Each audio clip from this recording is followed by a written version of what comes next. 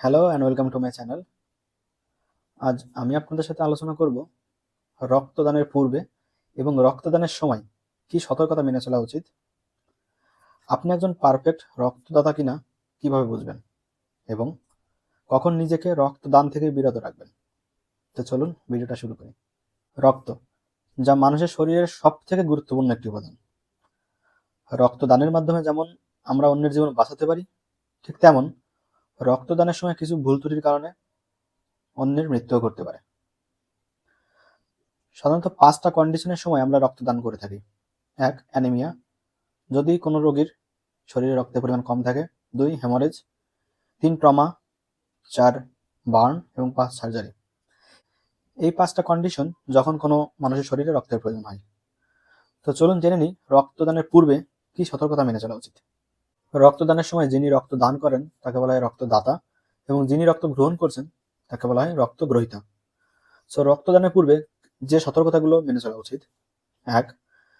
যিনি রক্তদাতা তার শরীরে কোনো সেক্সুয়াল ট্রান্সমিটেড ডিজিজ আছে কিনা, যেমন সিফিলিস, জেনে নেওয়া ভালো। রক্তদাতার শরীরে কোনো ভাইরাস যেমন HIV, এইডস এগুলো আছে কিনা জানতে হবে। 3. রক্তদানের পূর্বে বোথ ম্যাচিং এবং ক্রস ম্যাচিং টেস্ট করতে হবে। 4. RH ফ্যাক্টর কম্প্যাটেবল কিনা সেটা চেক করতে হবে। 5. ব্লাড গ্রুপ কম্প্যাটেবল কিনা সেটাও চেক করতে হবে। ব্লাড যখন আপনি ডোনেট করছেন তখন কি কি সতর্কতা মেনে চলা উচিত? 1. প্রথমত, আপনি যে রুমে ব্লাড ডোনেট করছেন সেখানে একজন অপারেটরকে অবশ্যই থাকতে হবে, আর না হলে আপনার ফ্যামিলি রিলেটেড কেউ, যাতে কোনো রকম সমস্যা হলে আপনি কাউকে ডাকতে পারেন। 2. যে ইনস্ট্রুমেন্টগুলো ব্যবহার হচ্ছে ব্লাড ডোনেট করতে সেগুলো অবশ্যই স্টেরাইল হতে হবে, অর্থাৎ জীবাণুমুক্ত হতে হবে। 3. ব্লাড ডোনেশনের প্রক্রিয়াটা ধীরে ধীরে চলবে।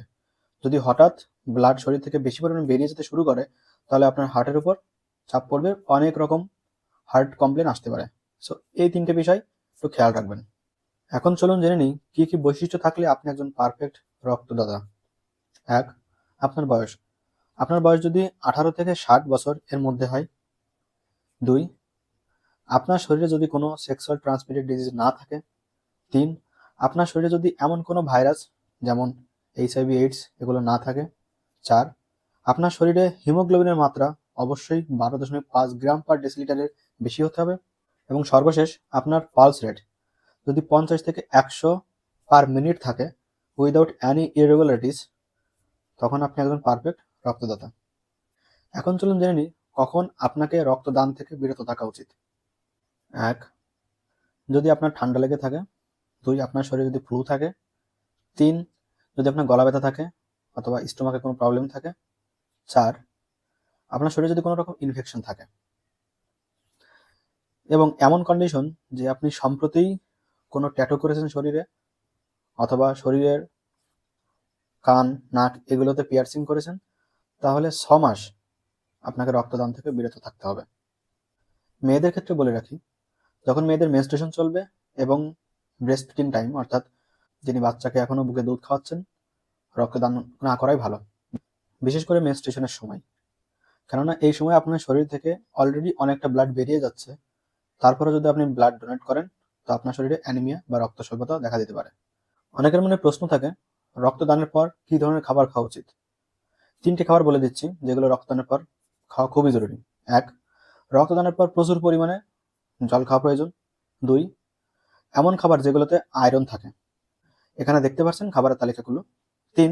প্রচুর পরিমাণে ভিটামিন সি খাবেন। এই 3 ধরনের খাবার খুব দ্রুতই আপনার শরীরে রক্ত উৎপাদন এবং রক্তের ভলিউম ঠিক রাখতে কাজ করবে। অনেকের মনে প্রশ্ন আসে যে কতদিন পর পর ব্লাড ডোনেট করা যায়। সাধারণত একবার ব্লাড ডোনেটের 56 দিন পর, অর্থাৎ 8 সপ্তাহ পরে আবার ব্লাড ডোনেট করা যায়। অনেকেই মনে করে ব্লাড ডোনেশন কি ঠিক, এটা কি সেফ নাকি রিস্কি। বর্তমান সময়ে ব্লাড ডোনেশন খুবই সেফ এবং ইজি পদ্ধতি। এখন যে ইনস্ট্রুমেন্টগুলো ব্যবহার করা হয় সেগুলো খুবই স্টেরাইল এবং আপনি কাউকে ব্লাড দিলে আপনার শরীরে যে ব্লাড রিলেটেড কোনো রকম সমস্যা হতে পারে এমনটা নয়। আপনার শরীর থেকে একবার ব্লাড দেওয়ার ফলে 470 ml ব্লাড বেরিয়ে যাচ্ছে, যেটি পর্যাপ্ত খাবার, পর্যাপ্ত জল এবং পর্যাপ্ত পরিমাণ ভিটামিন সি খাওয়ার ফলে কিছুদিনের মধ্যেই আবার পূর্বের অবস্থায় ফিরে আসবে। সো ব্লাড ডোনেট খুবই ভালো অভ্যাস এবং এটি অন্যের জীবন বাঁচাতে খুবই কাজ করে এবং এটা আপনার জন্য একদমই safe. So for the humanity purpose. If you want, then you can donate your blood and it is totally safe for you. So donate your blood. যদি ভিডিওটা ভালো লাগে তাহলে শেয়ার করবেন আর লাইক কমেন্ট করতে ভুলবেন না। নতুন নতুন ভিডিও পেতে অবশ্যই চ্যানেলটি সাবস্ক্রাইব এবং বেল আইকনটি ক্লিক করবেন। আর দেখা হবে নতুন কোনো ভিডিওয়। সে অবধি সকালে ভালো থাকবেন।